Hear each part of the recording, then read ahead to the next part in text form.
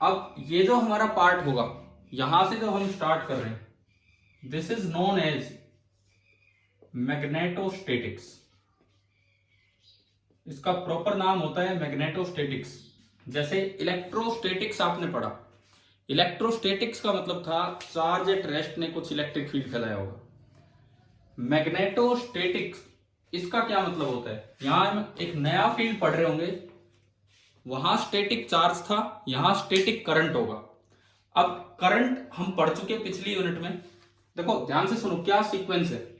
आपकी जो पहली यूनिट थी इलेक्ट्रोस्टेटिक्स, आपकी जो फर्स्ट यूनिट थी इलेक्ट्रोस्टेटिक्स, उसमें आपने पढ़ा कि जो इलेक्ट्रिक चार्ज होता है रेस्ट पे,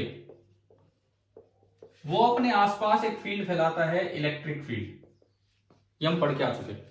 फिर उसके बाद हमने पढ़ा सेकंड पार्ट करंट इलेक्ट्रिसिटी, जो भी हाल फिलहाल में हमने खत्म किया है, करंट इलेक्ट्रिसिटी। उसमें चार्ज इन मोशन आ गया, चार्ज चल रहा है किसी वेलोसिटी v से, तो ये मोशन में आ गया और इसको नाम दिया करंट I। इसका कोई इफेक्ट हमने खास नहीं पढ़ा, एक हीटिंग इफेक्ट वगैरह वहां पढ़ के बस हमने पढ़ा कि भाई एक मूविंग चार्ज को हम करंट बोल देते हैं। अब आता है मैग्नेटोस्टेटिक्स। अब हमारी जो यूनिट आ रही है दैट इज मैग्नेटोस्टेटिक्स। एक सीक्वेंस में पूरा इलेक्ट्रोमैग्नेटिज्म आगे बढ़ेगा।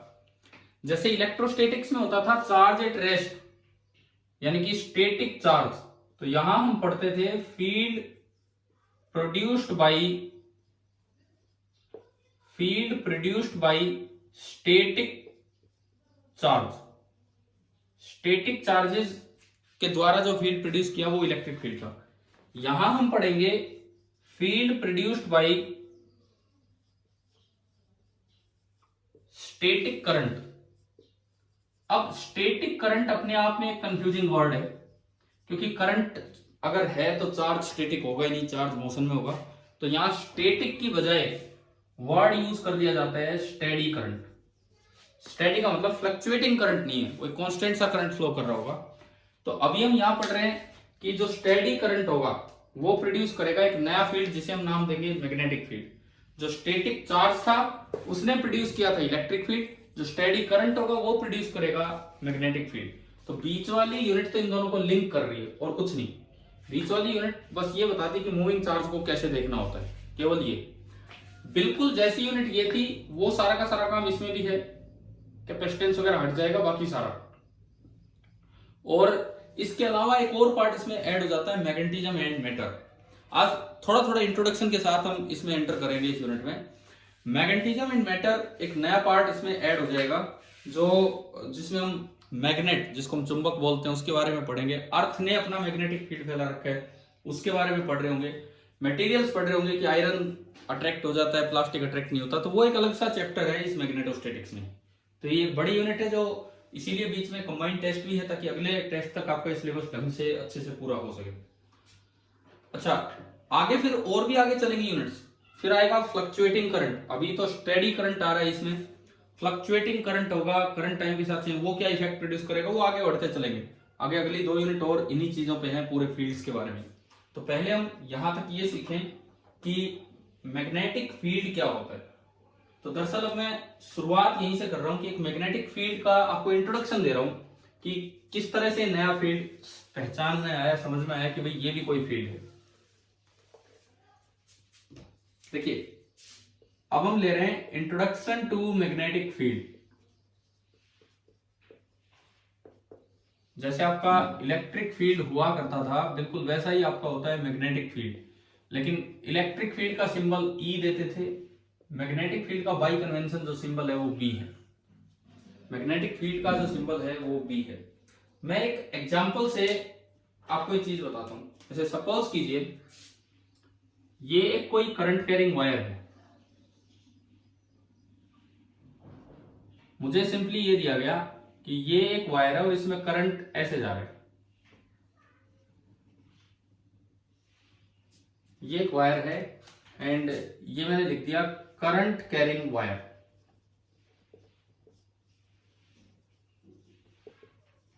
This is a current carrying wire,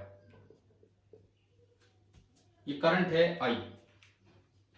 भाई कोई भी एक बच्चा एक बार अपना नाम ले, मैं फिर उससे कुछ चीजें पूछूंगा, पीछे पढ़ाई भी नहीं चीज यहीं पे आपको लेके चल रहे हैं। इसमें कोई भी बच्चा जो वॉलेंटियर जो आगे आना चाहिए, जो बोलना चाहिए अपना नाम, मैं उससे फिर ये चीजें पूछ रहा हूँ करंट कैरिंग वायर के बारे में।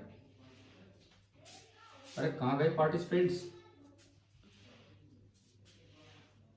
करंट कैरिंग वायर के बारे में मैं एक दो बातें यहां से पूछ रहा हूँ, कोई भी एक बच्चा अपनी मर्जी से आगे आए कि क्या है क्या नहीं। मान लो मैंने यहां पे किसी पी पॉइंट पे एक कोई चार्ज रख दिया एंड ये क्यू एट रेस्ट है। ये जो चार्ज है दिस इज एट रेस्ट। ये यहां पे देखा हमने। हाँ जी, क्लास में बॉयज में कौन प्रेजेंट है?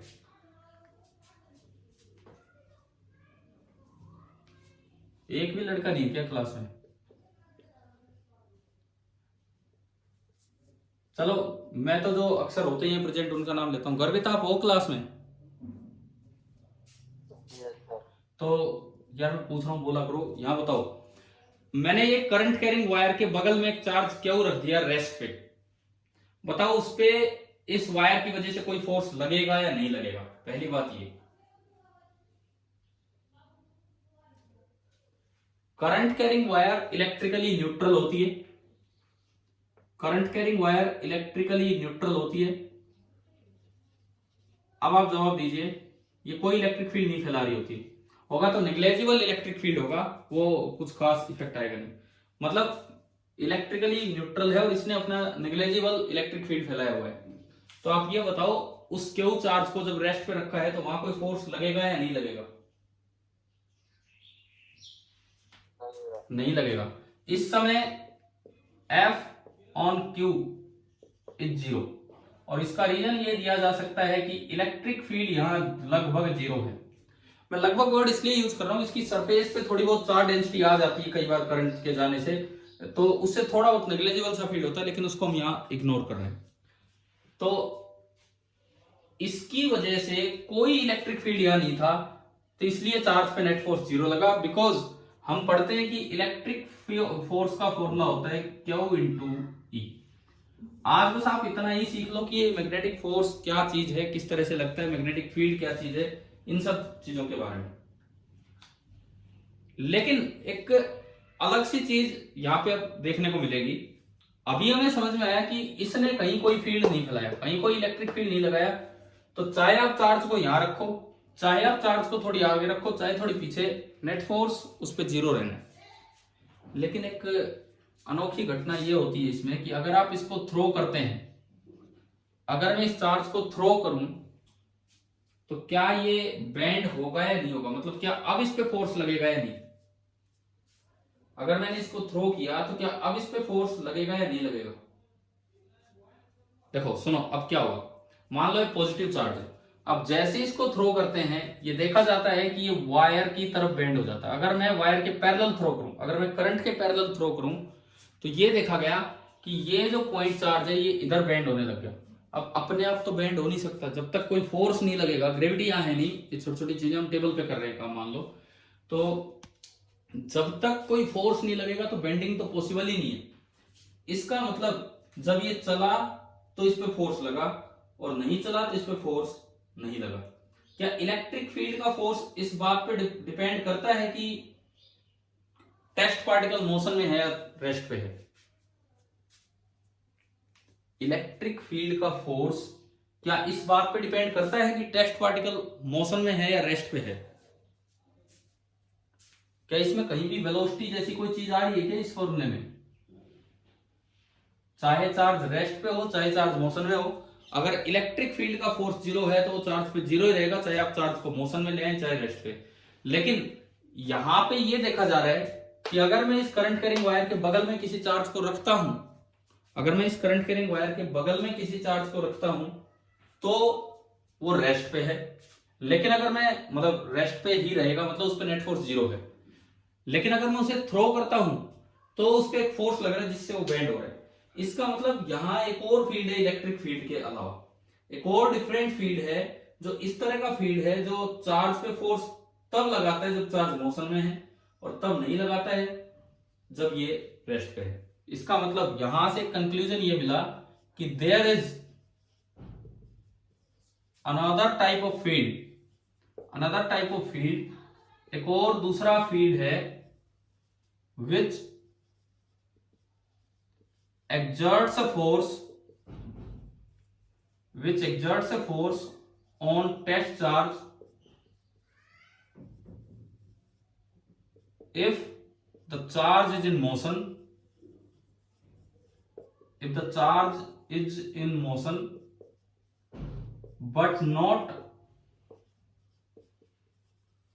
when the charge is at rest. तो एक बड़ा डिफरेंट फील्ड मिला, एक ऐसा फील्ड जो चार्ज को रेस्ट पे देख के तो फोर्स नहीं लगाएगा, लेकिन चार्ज को मोशन में देख के उस पर फोर्स लगा देगा। इलेक्ट्रिक फील्ड के पास ये प्रॉपर्टी नहीं थी, तो this field is somewhat different, ये एक अलग फील्ड है। And this new field is called magnetic field, जिसको हमने सिंबल दिया है P। दिस इज, ये जो नया फील्ड है, दिस इज मैग्नेटिक फील्ड, ये आपका मैग्नेटिक फील्ड है जिसको हम सिंबल देते हैं B। तो ये बताओ, हमने एक शुरुआत की है यहां से, क्या ये एग्जाम्पल समझ में आ रहा है कि इसमें क्या चीजें आपको बताई गई हैं? हाँ जी, इंट्रोडक्शन टू मैग्नेटिक फील्ड हम ले रहे हैं कि एक नया फील्ड सामने आ रहा है, एक ऐसा फील्ड, एक बिल्कुल नया फील्ड जो करंट कैरिंग वायर प्रोड्यूस कर रही है, लेकिन मतलब जो चार्ज इन मोशन है वो प्रोड्यूस कर रहा है, परंतु उसके लिए फोर्स लगवाने के लिए टेस्ट चार्ज भी मोशन में ही होना चाहिए। अगर टेस्ट चार्ज रेस्ट पे है तो ये मैग्नेटिक फील्ड उस पर फोर्स नहीं लगाएगा, जबकि इलेक्ट्रिक फील्ड में ऐसी कोई प्रॉपर्टी नहीं थी। आप बताओ, एक बार जवाब दीजिए, क्या ये एग्जांपल क्लियर हो गया है यहां तक? मैग्नेटिक फील्ड की पहली प्रॉपर्टी, इंट्रोडक्शन इसका, क्या है क्या नहीं है? ठीक है। आज इतना सुस्त से कैसे हो यार, कोई रिप्लाई सा ही नहीं आ रहा है ठीक ठाक। कोई बात नहीं, कल के टेस्ट का सदमा सा तो नहीं है कि अभी तो टेस्ट हुआ था और इस तरह से आप मुझे बता नहीं रहे हो कितना क्या हुआ है क्या नहीं हुआ है। कोई बात नहीं, अब अगले पे ध्यान दो, अगला अच्छा होगा, इस पे ध्यान दीजिए। और एक बड़ी अच्छी यूनिट हमारी स्टार्ट हुई है, मैग्नेटिक फील्ड। अब हम थोड़ा सा इस बी की जानकारी लेंगे कि भाई, अच्छा मैं ये और बता दूं, पीछे जो हमने इलेक्ट्रोस्टैटिक्स इलेक्ट्रिक फील्ड पढ़ा, उसमें हम पहले पढ़ रहे थे generation of E, point charge का इतना, डाइपोल का इतना, इसका इतना, इसका इतना, फिर उसके बाद इफेक्ट। यहां हम शुरुआत कर रहे हैं इफेक्ट से। अभी दिखाऊंगा मैं आपको कि बी का इफेक्ट क्या होगा मूविंग चार्ज पे। मैंने ये नहीं बोला कि कौन जनरेट कर रहा है, मैं मेनली इस पे फोकस कर रहा हूं कि इस पे असर क्या हो रहा है, और केवल टेस्ट चार्ज पे फोकस करके हम मैग्नेटिक फोर्स के बारे में कुछ बातें पता लगा लेंगे। जब एक्सपेरिमेंटली इसी में 2-3 चीजें करके देखी गई, देखो ऊपर थ्रो किया, ये इधर बेंड हो। मैं अब आपको इसमें बताता हूं क्या क्या ऑब्जर्वेशंस यहां पे सामने आई। जब इसको ऊपर थ्रो किया तो ये वायर की तरफ बेंड हुआ। जब इसको नीचे थ्रो किया, मैं पॉजिटिव चार्ज मान रहा हूं, जब इसको नीचे थ्रो किया तो ये वायर से दूर की तरफ चला गया। यानी कि कभी तो फोर्स अट्रैक्टिव लग रहा है, कभी फोर्स रिपल्सिव लग रहा है। ये चीजें हमारे सामने आएंगी आगे। ऊपर थ्रो किया तो इधर मुड़ा, नीचे थ्रो किया तो उधर जा रहा है चार्ज।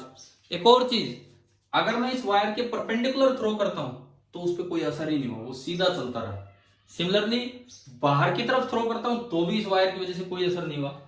तो मतलब 2 डायरेक्शन, या यूं कहें एक लाइन ऐसी मिली कि उस डायरेक्शन के अलोंग अगर मैं इस पार्टिकल को प्रोजेक्ट करता हूं, उस डायरेक्शन के अलोंग अगर वेलोसिटी ऑफ द पार्टिकल है तो इस पे कोई मैग्नेटिक फोर्स नहीं लगेगा। ये जो नया फोर्स है इसको हम नाम दे रहे हैं मैग्नेटिक फोर्स, जो ये टर्न करवा रहा है। और इस डायरेक्शन को डिफाइन किया गया कि this is the line of magnetic field, this is the line of magnetic field. इसी के अलोंग मैग्नेटिक फील्ड होगा, या तो उधर होगा या इधर होगा। तो देखो, सबसे पहली बात, मैग्नेटिक फील्ड लाइन डिफाइन होगी है कि direction of B it is along that line, उधर भी हो सकती है इधर भी, वो हम आगे क्लियर करेंगे। It is along that line such that if test particle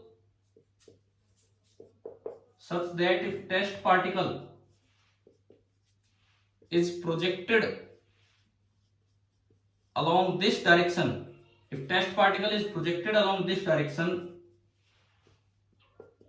it goes undeflected with no change in velocity. It goes undeflected with no change in velocity. मतलब आपको किसी इलाके में ये पता लगाना हो कि मैग्नेटिक फील्ड है या नहीं, तो पार्टिकल को थ्रो करके देखो, अगर वो बेंड हो जाए तो मैग्नेटिक फील्ड है। फिर ये पता लगाना हो कि मैग्नेटिक फील्ड अगर यहाँ है तो उसकी डायरेक्शन किधर है, तो आप पार्टिकल को अलग अलग डायरेक्शंस में फेंक के देखिए। अगर एक डायरेक्शन आपको ऐसी मिलती है कि जिधर मैग्नेटिक फील्ड है, तो उस डायरेक्शन में एक डायरेक्शन आपको ऐसी मिलती है कि जिधर वो डिफ्लेक्ट ही नहीं हुआ, बिल्कुल सीधा चलता रहा, यानी कि मैग्नेटिक फील्ड या तो उधर होगा या उससे अपोजिट होगा। तो हमने मैग्नेटिक फील्ड की डायरेक्शन पता लगाने की कोशिश की, और इससे एक आइडिया और लगा कि जो F है, force, magnetic force, should depend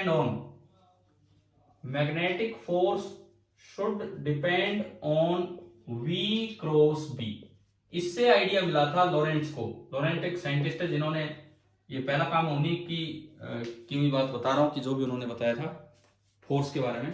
तो केवल इस चीज से इन्होंने आइडिया लगाया कि जो F मैग्नेटिक है वो V क्रॉस B पे डिपेंड करना चाहिए, क्योंकि अगर V और B पैरेलल है, चाहे सेम डायरेक्शन में हो चाहे अपोजिट डायरेक्शन में, मतलब आपने V को B के अलोंग फेंका चाहे अपोजिट, तो ये जीरो होता है, और ऐसा ही यहाँ पे मिल रहा है। तो ये तो पहली हिंट थी जो मैग्नेटिक फोर्स के फॉर्मूले की तरफ जा रही थी।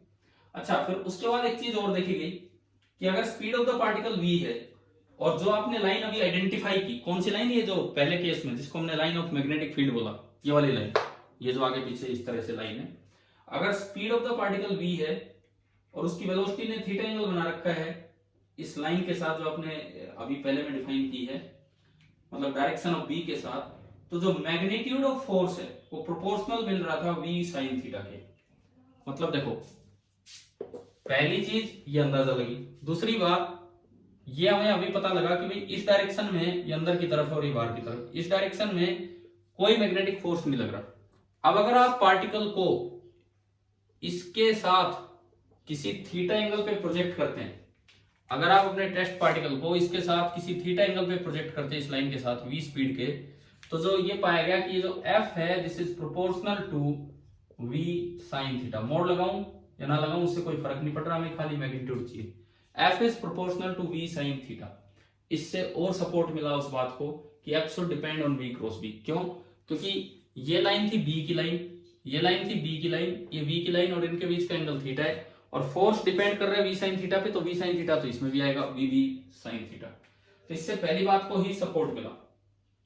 फिर तीसरी चीज, एक और बात समझ में आई कि बार बार जो फोर्स लग रहा था, हर बार जो फोर्स लग रहा था, एक बड़ी इंपॉर्टेंट बात लॉरेंस ने ऑब्जर्व की कि एवरी टाइम आप कैसे ही थ्रो कर लो, अगर फोर्स लगेगा तो F उसकी वेलोसिटी के भी परपेंडिकुलर था, एंड F उसके मैग्नेटिक फील्ड की जो डायरेक्शन आपने अभी आइडेंटिफाई की उसके भी परपेंडिकुलर था। हम देखो उस तरीके से जा रहे हैं जैसे लॉरेंस ने पता लगाया होगा कि भाई किस तरह से कौन सा नया फोर्स है। F जो है वो V के भी परपेंडिकुलर था और B के भी परपेंडिकुलर था, तो इसका मतलब क्रॉस प्रोडक्ट वाली बात को ये भी सपोर्ट कर रहा है। देखो 3-4 बातें होगी जो क्रॉस प्रोडक्ट को सपोर्ट कर रही है। V अगर B के अलोंग है उससे अपोजिट है तो फोर्स जीरो था, ऐसा क्रॉस प्रोडक्ट में होता है। F proportional to V sin theta है, ये भी sin थीटा भी आता है क्रॉस प्रोडक्ट में। F परपेंडिकुलर टू वेलोसिटी भी दिखा है, परपेंडिकुलर टू मैग्नेटिक फील्ड भी दिखा, और A क्रॉस B में जो रिजल्टेंट आता है मतलब क्रॉस प्रोडक्ट टू A के भी परपेंडिकुलर होता है B के भी। तो इन तीनों बातों से अंदाजा हो गया कि F should depend on V cross B। लेकिन अगर चार्ज नहीं है, अगर चार्ज पार्टिकल नहीं है, मतलब न्यूट्रल पार्टिकल है, तो उस पर कोई फोर्स नहीं लग रहा था। इसका मतलब क्यू पे भी डिपेंड करना चाहिए। न्यूट्रॉन को अगर आप यहां से प्रोजेक्ट भी करते तो कोई फोर्स नहीं लग रहा था। इसका मतलब ये हुआ कि ये चीज क्यू पे भी डिपेंड करनी चाहिए, खाली V और B से बात नहीं बनेगी, ये क्यू पे भी डिपेंड करे, ये वाली जो चीज है। तो फिर जब इन सारी बातों को देखा गया, F directly proportional to Q आ रहा था, तो एक लोरेंट फोर्स बोला जाता है, मैग्नेटिक लोरेंट फोर्स, उसका फॉर्मूला दिया गया। इन्हीं चीजों को इकट्ठा करके हमें एक फॉर्मूला दिया गया, magnetic Lorentz force F, that was Q into V cross B। ये था आपका मैग्नेटिक लोरेंट फोर्स का फॉर्मूला, जो इलेक्ट्रिक फोर्स से बहुत अलग था, बिकॉज ये वेलोसिटी पे भी डिपेंड कर रहे हैं। वहां तो सीधा फॉर्मूला था क्यू इंटू ई, यहां पे आपका फॉर्मूला बना Q into V cross D. अब इसमें इस फॉर्मूले में आप जवाब देंगे क्यू को विद साइन पुट करना है कि विदाउट साइन। इस फॉर्मूले में क्यू को विद साइन पुट करना है कि विदाउट साइन? विदाउट। आप बताओ। Without sign. विदाउट साइन, बिल्कुल। ये कहां से सीखा भाई ये विदाउट साइन वाली बात, कि ये विदाउट साइन पुट करना है कैसे? मतलब अच्छा, फर्स्ट चैप्टर में मैंने ये सिखाया था कि जब भी कोई वेक्टर फॉर्म में आए तो विदाउट साइन पुट करना है, और उसका मैग्नीट्यूड लिखें तो विद साइन, ये सिखाया था। Yes sir. No sir. अरे मैंने क्या सिखाया था फर्स्ट चैप्टर में? 3 बातें सिखाई थी। या तो वो क्वांटिटी वेक्टर होगी या वो क्वांटिटी स्केलर होगी। फोर्स वेक्टर है कि स्केलर? पहली बात वेक्टर। अगर स्केलर क्वांटिटी हो, स्केलर क्वांटिटी के हर फॉर्मूले में चार्ज को विद साइन पुट करना है, जैसे एनर्जी का फॉर्मूला है क्यू इंटू वी, इस तरह का। फिर मैं आया वेक्टर क्वांटिटी पे। वेक्टर क्वांटिटी के फॉर्मूलों में 2 फॉर्म होती है, एक तो वेक्टर फॉर्म और एक उसका मैग्नीट्यूड। जैसे यहां खाली मैग्नीट्यूड लिखे तो Q V V sine theta, ये खाली मैग्नीट्यूड है और ये वेक्टर फॉर्म है। इसको स्केलर मत बोलो, ये तो मैग्नीट्यूड है वेक्टर का। अब मैंने ये कहा था कि अगर स्केलर क्वांटिटी के फॉर्मूले में चार्ज आ रहा है तो चार्ज को हमेशा विद साइन पुट करना है। वेक्टर क्वांटिटी के फॉर्मूले में चार्ज आ रहा है तो आप ये देखो कि वेक्टर फॉर्म है कि मैग्नीट्यूड है। अगर वेक्टर फॉर्म हो तो विद साइन पुट करना होता है, और अगर ओनली मैग्नीट्यूड लिख रहे हो तो विदाउट साइन। ये बातें बताई थी मैंने फर्स्ट चैप्टर में। अभी याद आ गया है कि नहीं? तो आप बताओ यार, अब जवाब दो, इस फॉर्मूले में चार्ज को विद साइन पुट करना है कि विदाउट साइन? इस फॉर्मूले में चार्ज को विद साइन पुट करना है या विदाउट साइन? बोलते क्यों नहीं हो? इस फॉर्मूले में चार्ज को विद साइन पुट करना है और इस फॉर्मूले में चार्ज को विदाउट साइन पुट करना है। ये मैंने फर्स्ट यूनिट में इसलिए बातें बताई थी ताकि आगे तक कंफ्यूजन ना रहे कभी भी। एक बार मैं फिर रिपीट कर रहा हूं, ध्यान से सुनो, आप रिप्लाई दिया करो, इधर सुने। अगर कोई स्केलर क्वांटिटी है, स्केलर क्वांटिटी जैसे एनर्जी, पोटेंशियल, उसके फॉर्मूले में अगर चार्ज आ रहा है तो विद साइन पुट करना होगा। अगर वेक्टर क्वांटिटी है, वेक्टर क्वांटिटी जैसे फोर्स, उसकी वेक्टर फॉर्म लिख रहे हो तो चार्ज विद साइन पुट होगा, और उसका मैग्नीट्यूड लिख रहे हो तो चार्ज विदाउट साइन पुट होगा। क्या सभी को क्लियर है कि नहीं ये बात? ठीक है। अच्छा अब सुनो, यहां से मैं अगर B की यूनिट बताऊं तो आप इस फॉर्मूले से B की यूनिट बताओ क्या निकल के आ रही है? न्यूटन, कूलम, मीटर, इन सब की टर्म्स में क्या यूनिट निकल के आ रही है B की मैग्नेटिक फील्ड की?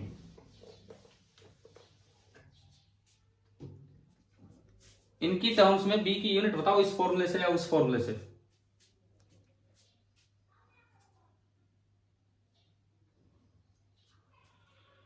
भाई B का फॉर्मूला है F upon Q V sine theta, ये आपका B का फॉर्मूला है।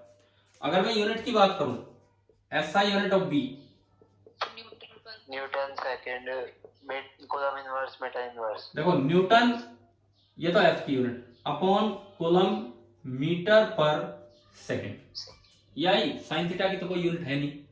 कूलम पर सेकंड को मैं क्या नाम दे सकता हूं बताओ यूनिट वाइज?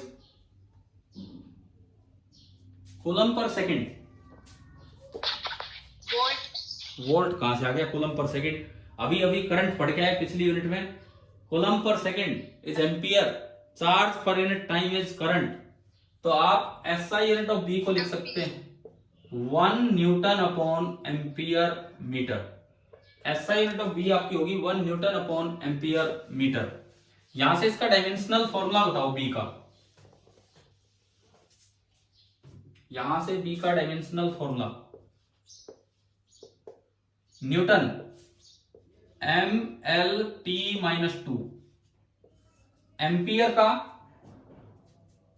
एम्पियर, हाँ खुद A या I, और मीटर का लेंथ। तो लेंथ से लेंथ गई और ये आपके आ गई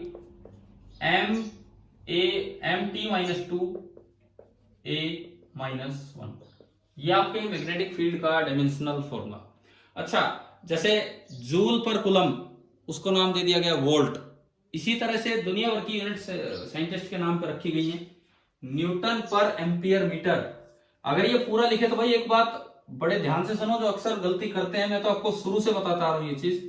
पूरा लिखें, साइंटिस्ट के नाम पे है तो यूनिट हमेशा कैसे स्टार्ट करनी चाहिए? स्मॉल लेटर से, A ampere and M metre. मैं आपसे एक सवाल पूछता हूं, ये पता है ना सभी को, कोई भी यूनिट साइंटिस्ट के नाम पे है तो स्मॉल लेटर से स्टार्ट होगी और सिंबल उसका कैपिटल होगा। क्लियर? और अगर यूनिट साइंटिस्ट के नाम पे नहीं है तो सिंबल भी स्मॉल होगा। देखो, मीटर उसका सिंबल एम, छोटा एम। एम्पियर साइंटिस्ट का नाम है तो सिंबल कैपिटल है। न्यूटन साइंटिस्ट का नाम है तो सिंबल कैपिटल एम। मैं यहां पे एक सवाल आपसे पूछता हूं, केवल एक यूनिट ऐसी है जो साइंटिस्ट का नाम भी नहीं है लेकिन उसका सिंबल कैपिटल है, कौन सी? लीटर। लीटर, बिल्कुल सही। लीटर आपकी प्लस 1 एनसीईआरटी में बात बता रखी है, अपेंडिक्सिस में पीछे। केवल एक यूनिट ऐसी है जो साइंटिस्ट का नाम भी नहीं है लीटर, लेकिन उसका सिंबल स्मॉल एल ना होके कैपिटल एल होता है। तो ये याद रखा करें, ऐसी ऐसी बातें। अच्छा, इस इतनी बड़ी यूनिट को जिसमें दो दो साइंटिस्ट आ गए, न्यूटन और मीटर, इसको नाम दिया गया, आपने 10th में पढ़ा होगा, टेस्ला। निकोल टेस्ला एक साइंटिस्ट थे, उनके नाम पे सिंबल लिखेंगे कैपिटल टी, लेकिन यूनिट आपकी स्टार्ट होगी स्मॉल टी। बताओ, एसआई यूनिट ऑफ बी समझ में आ गई क्या है? ठीक है, डायमेंशनल फॉर्मूला भी हो गया। अब एक कॉमनली यूज्ड यूनिट और थी, पहले तो बहुत यूज हुआ करती थी, अब भी अर्थ मैग्नेटिक फील्ड के लिए वो यूज करते हैं। जैसे दिल्ली का फील्ड बताना हो 0.5 गोस, मतलब इस तरह से। तो जो आप गोस लॉ पढ़ के आए पीछे, उनके नाम पे एक और यूनिट है। तो कॉमनली यूज्ड यूनिट, अगर मैं उसको नाम दूं यहां पे, commonly used unit, that is 1 Gauss, that is 1 Gauss. और ये जैसे ऐसे जैसे पावर की यूनिट हॉर्स पावर होती है, तो ऐसे कॉमनली यूज्ड यूनिट है Gauss. And 1 Tesla is equal to 10 is power 4 gauss, और 1 gauss is equal to 10 is power minus 4 Tesla. ये आपकी कुछ यूनिट्स हैं, कुछ एक्स्ट्रा यूनिट जो मैंने यहाँ पे बताई है, दैट इज गॉस। और ये सिंबल कॉमन नहीं है भाई, मैंने कैपिटल जी लिख दिया, सिंबल कॉमन नहीं है, बिकॉज कैपिटल जी तो जीगा का प्रीफिक्स होता है। Capital G is also the prefix for giga, पढ़ा है ना, जीगा मीटर, जीगा ग्राम। तो capital G is the prefix for giga, तो हम अवॉइड करें गॉस इस तरह से यूज करना, और सिंबल की बजाय, क्योंकि ये किसी सिस्टम की ऐसी यूनिट तो है नहीं, तो 1 tesla is equal to 10 power 4 gauss. अब आपसे सवाल पूछ लिया जाए कि प्रैक्टिकली यूज्ड यूनिट टेस्ला है कि गॉस है, जो ज्यादा प्रैक्टिकली यूज होती है, टेस्ला और गॉस? गॉस। मैंने अभी बोला कि अर्थ का जो मैग्नेटिक फील्ड है दिल्ली में अपने आसपास, वो गॉस में रहता है, तो ये ज्यादा, Tesla is a very big unit. जैसे कैपेसिटेंस की फेराड बहुत बड़ी यूनिट है, माइक्रो फेराड वगैरह अक्सर चलती है, तो यहाँ गॉस अक्सर यूज होती है। टेस्ला एक बहुत बड़ी यूनिट है। आपने ये पढ़े, एमआरआई नाम सुना है? एमआरआई मशीन्स जो होती हैं, ये मेडिसिन लाइन में, डॉक्टर लाइन में है पूरी, मैग्नेटिक रेजोनेंस इमेजिंग, एमआरआई। इसमें क्या होता है यार, ये बहुत बड़ा बेनिफिट है कि हमें ये चीजें, मैं 5 मिनट एक बार थोड़ा सा डिस्कस करता हूँ, फिर इस पर चलेंगे, क्योंकि आज एक इंट्रोडक्शन सा चैप्टर चल रहा है, थोड़ा आपका इंटरेस्ट बनना चाहिए कि हम क्या पढ़ रहे हैं क्या नहीं। आगे ये यूनिट सेम है जैसे इलेक्ट्रोस्टैटिक्स है, वैसी एमआरआई होती है magnetic resonance imaging. Magnetic resonance imaging, हमारे शरीर के अंदर कुछ चार्ज पार्टिकल है, उनका मोशन देख के कुछ पिक्चराइजेशन की जाती है कि ये चीज यहाँ पे ऐसी थी, यहाँ पे ऐसी थी। और जैसे कोई बहुत बड़ी समस्या हो, पहले तो केवल लक्षणों के आधार पे दवाई दी जाती थी कि भाई ये आपके सिम्टम्स दिख रहे हैं तो ये दवाई ले लो। किसी भी आप जो स्पेशलिस्ट डॉक्टर होता है उसके पास जाओगे तो आजकल क्या होता है, पहले टेस्ट करवाते हैं आपके, उसके वो सीधा लक्षण से नहीं देते हैं, टेस्ट करवाएंगे, उसके हिसाब से देखेंगे। तो टेस्ट होते हैं जैसे सीटी स्कैन, सीटी स्कैन में सुना होगा नाम, है ना, सीटी स्कैन, एमआरआई। मेरा थोड़ा सा एक 2-3 महीने का 4 महीने का एक वो एक्सपीरियंस रहा है इस तरह के डिपार्टमेंट में रहने का एज ए पेशेंट। तो वहां मैंने पढ़ा था, थोड़ा बहुत पढ़ा था कि सीटी स्कैन में लिखा हुआ था कि इसके थोड़े हैजार्ड्स ज़्यादा हैं, एमआरआई का लिखा हुआ था इसके हैजार्ड्स थोड़े कम हैं। सीटी स्कैन मशीन और एमआरआई मशीन में भी थोड़ा थोड़ा डिफरेंस था, लेकिन उस एमआरआई में जो मैग्नेट लगे होते हैं, मैग्नेटिक रेजोनेंस इमेजिंग जो एमआरआई मशीन है, मेरे पास मेरे खुद के मतलब ब्रेन और इसके ऊपर की जो पार्ट है इसकी वो पिक्चर्स हैं, फिल्म्स हैं, सीटी स्कैन एंड एमआरआई। वो कभी एक्सीडेंट हुआ था उसके बाद ये हुए थे ये सब। तो जो एमआरआई मशीन जहां होती है वहां मैग्नेट इतना स्ट्रांग होता है कि 1 टेस्ला से ज्यादा मैग्नेटिक फील्ड वो फैला देता है, मे बी 10 टेस्ला तक पहुंच जाए। बहुत स्ट्रॉन्ग मैग्नेटिक फील्ड है, बहुत स्ट्रॉन्ग मैग्नेटिक फील्ड है, मतलब 10 टेस्ला भी, मतलब हम इससे ज्यादा कहीं यूज करते भी नहीं। और इन चीजों में बड़ा सेफ रहना चाहिए। एक शायद 2 साल पहले की बात है, मुंबई में एक भाई, कोई 30-35 साल का कोई युवक था, वो अपनी माता जी को लेके गया था और उसके हाथ में वो ऑक्सीजन सिलेंडर भी था। तो जब वार्ड से एमआरआई मशीन की तरफ लेके गए एमआरआई रूम में, तो वो लोहे का सिलेंडर साथ उठा ले गया, कभी वार्ड से कोई उठा ना ले। और उस मैग्नेट ने इतनी तेज उसको अट्रैक्ट कर लिया एमआरआई रूम में, इतनी तेज कि उस सिलेंडर के साथ खुद जाके मशीन में फंस गया और उस 30 साल के युवक की डेथ हो गई थी उससे। ये 2 साल पहले की घटना है, 2-2.5 साल पहले की, मुंबई की। तो थोड़ा सेफ रहना चाहिए इन चीजों में। जब भी कभी एमआरआई वगैरह करवाते हैं तो हमें खुद भी ध्यान रखना चाहिए, अगले तो बताते ही हैं, कोई भी मेटल का पार्ट हम अपनी बॉडी के साथ ना लेके जाएं। मेटल का पार्ट, बेल्ट वगैरह लगी हो या कुछ भी ऐसा पार्ट, क्योंकि मेटल को मैग्नेट अट्रैक्ट करता है, बहुत तेजी से अट्रैक्ट करेगा, वो बहुत स्ट्रॉन्ग मैग्नेट है, तो हो सकता है उसके साथ आप भी खींचे चले जाएं। तो इन सब बातों का हमें ध्यान तो रखना ही चाहिए।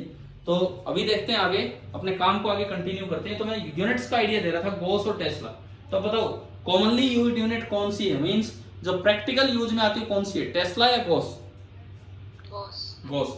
टेस्ला तो कहीं कहीं यूज होती है, और जो लार्ज सुपर कंडक्टिंग मैग्नेट होते हैं, कई लार्ज सुपर कंडक्टिंग मैग्नेट होते हैं, वो 10 टेस्ला तक का फील्ड फैला देते हैं, जो काफी स्ट्रॉन्ग फील्ड होता है। अच्छा, एक और चीज मैं आपको बताऊं कि पहले बी के लिए जो वर्ड यूज किया जाता था, उस वर्ड का नाम ही था मैग्नेटिक इंडक्शन। पुराने समय में जो हम जिसको हम मैग्नेटिक फील्ड बोल रहे हैं, इसको ही नाम दिया जाता था मैग्नेटिक इंडक्शन। ये मैं इसलिए बता रहा हूं कि कभी किसी क्वेश्चन में आ जाए कि फाइंड द मैग्नेटिक इंडक्शन, तो आपको कंफ्यूज नहीं होना है। जो मैग्नेटिक फील्ड होता था वो निकालना है, मींस बी निकालना है, तो ये आपका होता है मैग्नेटिक इंडक्शन।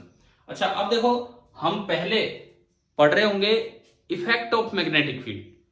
फर्स्ट पार्ट हम लेंगे चैप्टर का, effect of magnetic field. Generation उसके बाद पहले हम केवल इफेक्ट पढ़ेंगे, केवल इफेक्ट पे फोकस करेंगे कि किस पे कितना फोर्स लगा, कैसा मोशन हुआ, क्या हुआ क्या नहीं हुआ। तो मान लीजिए मैं एक क्वेश्चन लेता हूं जहां से हम शुरुआत कर रहे हैं आज इफेक्ट की।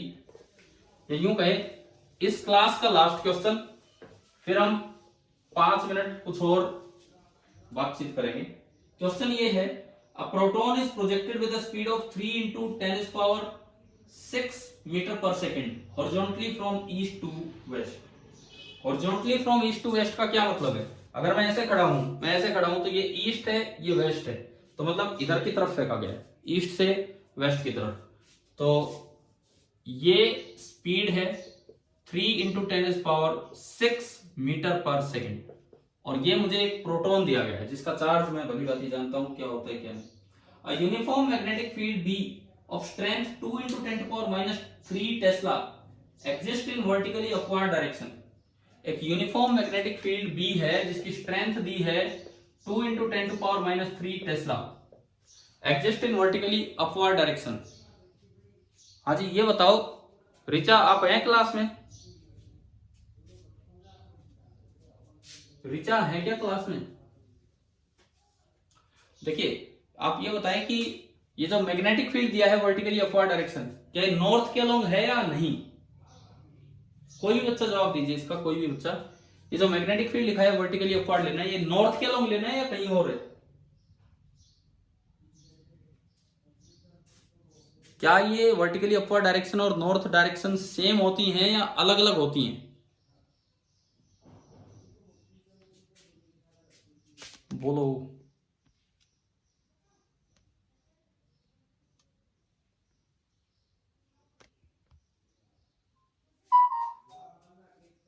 हाँ जी अपूर्वा, भाई मैं पार्टिसिपेंट्स देख के नाम बोल रहा हूँ, अब तो आप जवाब दीजिए।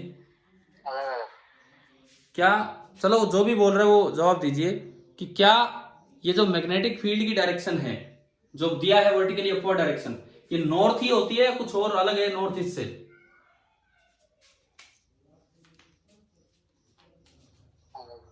अलग है। नॉर्थ हॉरिजॉन्टल डायरेक्शन है और अपवर्ड वर्टिकल डायरेक्शन है। बोर्ड पे चाहे आप कैसे भी दिखाओ, तो इसके लिए फिर मुझे इस प्लेन को ऐसे दिखाना पड़ेगा कि ये एक हॉरिजॉन्टल प्लेन है, ये एक हॉरिजॉन्टल प्लेन है जिसमें 4 डायरेक्शंस हैं।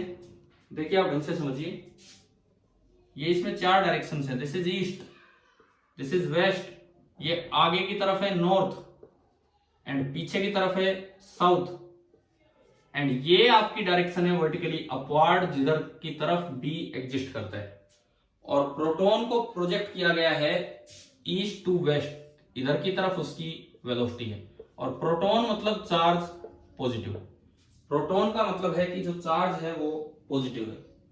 तो अभी आप वेलोसिटी मैंने इसमें क्वेश्चन में ली थी 3 × 10⁶ मीटर पर सेकेंड, ये वेलोसिटी है 3 × 10⁶ मीटर पर सेकेंड। चार्ज जो होता है, कितना चार्ज होता है प्रोटॉन पे? 1.6 × 10⁻⁻19 कूलम पॉजिटिव चार्ज है। तो इन्होंने पूछा है find the force on the proton just after it is projected. तो आपको फोर्स बताना है, मैग्नीट्यूड भी बताएंगे और आप डायरेक्शन भी, दोनों बातें यहां बतानी होंगी। तो पहली बात, V और B के बीच का एंगल कितना है? V और B के बीच का एंगल कितना है यहाँ? 90 डिग्री। तो फोर्स का magnitude Q × V × B × sin 90 degree, sin 90 तो 1 हो गया, तो Q × V × B तो 1.6 × 3 × 2 6, तो हो गया 9.6। और पावर इकट्ठी कर लो, 19 3 22 6 16, तो ये आया 9.6 × 10⁻⁻16 न्यूटन। ये जो फोर्स आया उसका मैग्नीट्यूड आ रहा है 9.6 × 10⁻⁻16 न्यूटन। ये तो आ गया फोर्स का मैग्नीट्यूड। अब बात करें इसकी डायरेक्शन की, तो आपको क्रॉस प्रोडक्ट करना आता ही है, तो V क्रॉस B इसमें करके बताओ किस डायरेक्शन में आ रहा है। इसमें V क्रॉस B आप करके बताएं। V नॉर्थ के अलोंग है, B ऊपर है, V नॉर्थ के अलोंग है, B ऊपर है। Right hand thumb rule, V पे हाथ रखा, B की तरफ घुमाया, अंगूठा किधर जा रहा है बताओ? नॉर्थ। नॉर्थ, नॉर्थ के अलोंग। तो अगर Q पॉजिटिव हो तो फोर्स नॉर्थ के अलोंग लगेगा, और अगर यहाँ Q नेगेटिव होता तो फोर्स अपोजिट डायरेक्शन में लगता, साउथ के अलोंग। Q पॉजिटिव है तो फोर्स नॉर्थ के अलोंग लगेगा और नहीं तो लगता साउथ में, क्योंकि उसमें वेक्टर फॉर्म में विद साइन ये पुट करना होता है। तो ये जो फोर्स आया ये आपका आ गया अलोंग नॉर्थ डायरेक्शन। और मान लो इसी सवाल में मुझसे एक्सेलरेशन पूछी होती प्रोटॉन की, एक्सेलरेशन, तो क्या करना था? अगर इसमें एक्सेलरेशन पूछी होती तो जो भी फोर्स आया था उसको प्रोटॉन के मास से डिवाइड कर देते, 1.67 × 10, ये एक्सेलरेशन आती। और एक्सेलरेशन की डायरेक्शन वही होती है जो फोर्स की डायरेक्शन होती है, तो ये अलोंग नॉर्थ ही आपका आ जाता। अब ये बताओ, ये सवाल आ गया समझ में किस तरह से मैग्नेटिक फोर्स किसी प्रोटॉन पे निकाला, कितना है कितना नहीं। अब मैं आपको एक 10th का रूल याद दिलाता हूं, क्योंकि 10th क्लास में बच्चों को वेक्टर इतना नहीं आता है। कोई स्पेशली किसी स्कूल में पढ़ा दिया जाए तो बात अलग है, नहीं तो right hand thumb rule, cross product of vector इतना नहीं आता है। कुछ एक बच्चों ने पढ़ दिया होगा मे भी उस समय भी, लेकिन एक 10th के लिए एक रूल होता था यहां फोर्स निकालने का, जिसे बोलते थे फ्लेमिंग्स लेफ्ट हैंड रूल। क्या नाम याद आ रहा है? Fleming's left hand rule. अब तो हमें जरूरत ही नहीं है यार ऐसे छोटे छोटे रूल्स की, क्योंकि अब हम बड़े अच्छे से राइट हैंड थंब रूल लगा सकते हैं, एक क्रॉस भी, तो ये काम चली जाता है। लेकिन फ्लेमिंग लेफ्ट हैंड रूल भी मैं रिवाइज करवा देता हूं, क्या था। फ्लेमिंग लेफ्ट हैंड रूल में कहता है कि आप अपनी लेफ्ट हैंड की ये 3 चीजें ऐसे कर लो। पहली उंगली सीधी म्यूचुअली परपेंडिकुलर करनी है, पहली सीधी दूसरी राइट की तरफ और अंगूठा ऊपर, पहली सीधी दूसरी राइट की तरफ और अंगूठा ऊपर। ऐसे मत कर देना यार, फिर गड़बड़ हो जाएगी, ऐसे रखना है, पहली सीधी दूसरी राइट की तरफ और अंगूठा ऊपर। अब देखो, पहली उंगली करनी होती है आपको बी की तरफ। पहली उंगली मैं आपको बता देता हूं कि फ्लेमिंग लेफ्ट हैंड रूल में क्या था। लेफ्ट हैंड की जो फर्स्ट फिंगर है वो करनी होती है अलोंग बी। सेकेंड फिंगर आपको करनी होती है अलोंग करंट। सेकेंड फिंगर आपको करनी होती है अलोंग करंट। अब करंट किधर होगा, पॉजिटिव चार्ज चल रहा है तो उधर ही, और नेगेटिव चल रहा है तो उससे अपोजिट। तो जो थंब आपको देगा it will give the direction of magnetic force. जैसे इसमें अप्लाई करके देखते हैं इस वाले केस में। But Fleming left hand rule की मजबूरी यह है केवल तभी लग सकता है जब थीटा 90 हो, जबकि राइट हैंड थंब रूल किसी भी थीटा पे लग सकता है। ये तभी लगा पाएंगे जब बी और बी के बीच का एंगल 90 डिग्री। इसमें लगाते हैं, देखो मैंने अपने हाथ को यूं तैयार किया इस तरह से। अब इसमें अप्लाई करके देखते हैं कैसे लगाना है। पहली उंगली बी की तरफ, बी है वर्टिकली अपवर्ड, तो मैंने बी वर्टिकली अपवर्ड कर दिया। पहली उंगली बी की तरफ, बी वर्टिकली। अब देखो ये घूमेगा तो पूरा हाथ एक साथ घूमेगा। अब इनको मत घुमा देना, इनको चेंज कर देना कि अंगूठा उधर करना है तो उधर ले गए, ये उंगली इधर करनी है तो इधर, ऐसे नहीं। आप एक बार फिक्स कर लो, ये फिक्स हो गया। अब क्यों मान लो कि ये बड़ा रिजिड सिस्टम है, घूमेगा तो पूरा एक साथ जाएगा लेकिन आपस में कोई चेंज नहीं हो रहा, रिजिड सिस्टम है। पहली उंगली बी की तरफ, बी की तरफ हमने फर्स्ट फिंगर की। अब दूसरी उंगली करंट। इस डायग्राम में बताओ करंट किस डायरेक्शन में है, करंट इस डायग्राम में करंट किस डायरेक्शन में है, पॉजिटिव चार्ज चल रहा है वेस्ट की तरफ। वेस्ट। तो देखो पहली उंगली ऊपर, अब दूसरी उंगली कर दी है वेस्ट की तरफ, तो इसको पूरा घुमा दो एक साथ, समझ गए हो। यूं था ये, तो मैंने इस पूरे को एज इट इज वेस्ट की तरफ ही उंगली कर दी। तो अंगूठा किधर दिख रहा है, अंगूठा दिख ही नहीं रहा वैसे तो आपको, लेकिन किधर है अंगूठे की डायरेक्शन, अंदर की तरफ। और आगे की तरफ कौन सी डायरेक्शन है, नॉर्थ। तो ये इस तरह से भी आप निकाल सकते थे। कौन सा रूल आसान है अब हमारे लिए निकालना, राइट हैंड थंब रूल या फ्लेमिंग लेफ्ट हैंड रूल।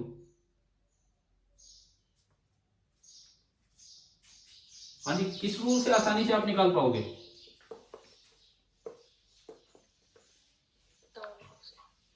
चलो मैं एक बार जस्ट डायरेक्शन के लिए ये चीज आपसे अप्लाई करवा रहा हूं, केवल डायरेक्शन के लिए। मान लो इस इलाके में मैग्नेटिक फील्ड क्रॉस मतलब अंदर की तरफ है, इस इलाके में मैंने डॉट लगा दिया, बाहर की तरफ है, मैग्नेटिक फील्ड की डायरेक्शंस में दे रहा हूं। और तीसरे इलाके में मैग्नेटिक फील्ड आगे की तरफ। ये हमने मैग्नेटिक फील्ड की डायरेक्शंस दे दिया आपको कि भाई ये मैग्नेटिक फील्ड की डायरेक्शन है। अब मैं तीनों में अलग अलग तरीके से पार्टिकल्स को प्रोजेक्ट करूंगा, अलग अलग नहीं, मान लो सेम तरीके से। इसमें ये क्यों इधर प्रोजेक्ट किया, नेगेटिव है।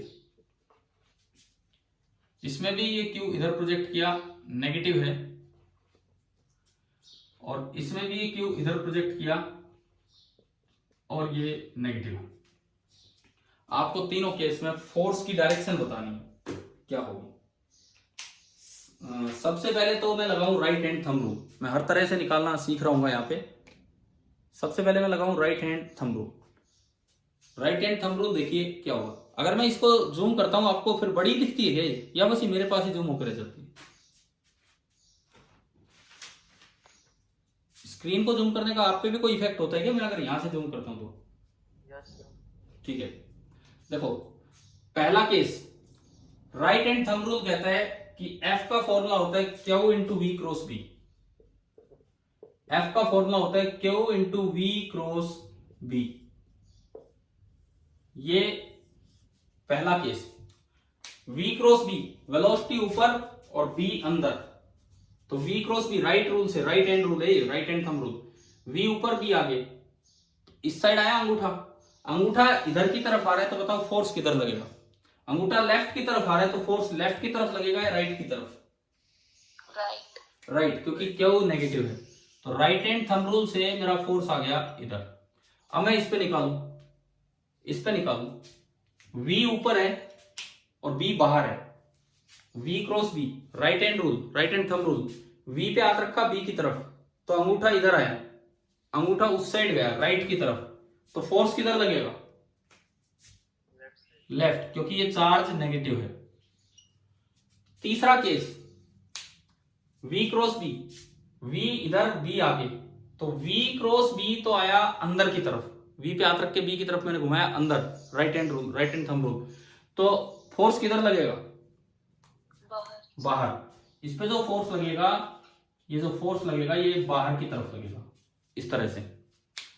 अब मैं एक बार फ्लेमिंग रूल से ये बातें कंफर्म करता हूं, क्योंकि यहाँ एंगल 90 डिग्री है। देखो V और B, यहां भी एंगल 90, V और B यहां भी एंगल 90, बाहर है और V ऊपर है, और V और B यहां भी एंगल 90। तीनों केस में theta between V and B 90 degree है, तो आप फ्लेमिंग रूल लगा सकते हो। फ्लेमिंग का लेफ्ट हैंड रूल लगाना है, राइट हैंड रूल नहीं, लेफ्ट हैंड रूल।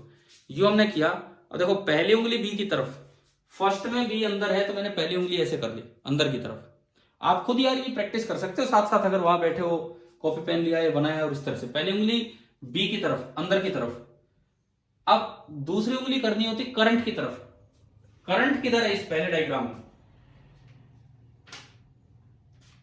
करंट किधर है?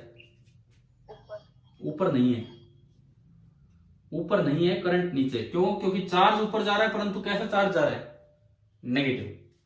यहां भी देखेंगे तो करंट नीचे होगा, और यहां भी देखेंगे तो करंट नीचे होगा। क्या ये बात क्लियर होगी ना? फ्लेमिंग रूल लगाने के लिए आपको करंट देखना पड़ेगा, और करंट नीचे है।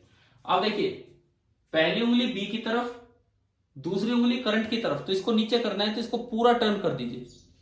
अंगूठा देखो क्या सही में फोर्स की डायरेक्शन दे रहा है अंगूठा? डायग्राम देख के आप बताओ। आ गया ना? अंगूठा उधर जा रहा है तो फोर्स है। अब इसमें देखते हैं, पहली उंगली B की तरफ, B बाहर है, दूसरी उंगली करंट की तरफ, करंट नीचे। देखो अगर करंट ऊपर होता तो मैं ऐसे घुमाता, करंट नीचे है तो मैं ऐसे घुमाऊंगा। अब ये अरेंजमेंट है, पहली उंगली बाहर, दूसरी उंगली नीचे, तो अंगूठा इधर गया, तो फोर्स आप देख सकते हो इधर ही लग रहा है। समझ में आ गए? दूसरे में भी। और थर्ड में आप अप्लाई करके देखिए, पहली उंगली B की तरफ, B आगे है, दूसरी उंगली करंट की तरफ, करंट नीचे है, तो इसको यूं मोड़ दो नीचे की तरफ। तो अब देखो अंगूठा बाहर की तरफ आ रहा है, और ये अंगूठे की डायरेक्शन है जो फोर्स से आ रही है। तो आप बताइए, क्या मैग्नेटिक लोरेंट फोर्स की डायरेक्शन निकालना 90 डिग्री वाले केस में तो फ्लेमिंग रूल से भी और वैसे भी समझ में आ गया है ना आपको? अब देखिए, फ्लेमिंग रूल बार बार अप्लाई करने की जरूरत नहीं है, वो 10th वाले बच्चे करते रहते हैं। हम राइट हैंड थंब रूल जानते हैं, तो हम V क्रॉस B से ये काम कर दिया करेंगे। ठीक है?